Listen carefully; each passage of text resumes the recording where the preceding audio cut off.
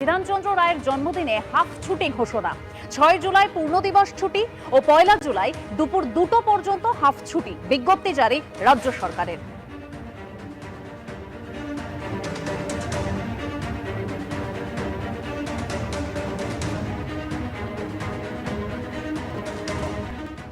অপরাধ করলে শুধু শাস্তি নয়, এবার বাজেয়াপ্ত করা হবে সম্পত্তি। পশ্চিমবঙ্গ জননিরাপত্তা ও সমাজ বিরোধী কার্যকলাপ নিয়ন্ত্রণ বিল 2026 আনতে চলেছে বিজেপি সরকার।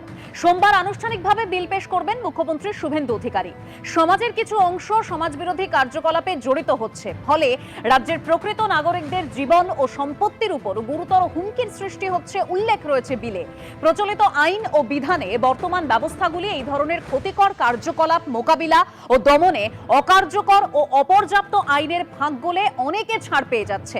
সেই জন্যই পশ্চিমবঙ্গ জননিরাপত্তা ও সমাজ বিরোধী কার্যকলাপ নিয়ন্ত্রণ বিল 2026 আনতে চলেছে বিজেপি সরকার।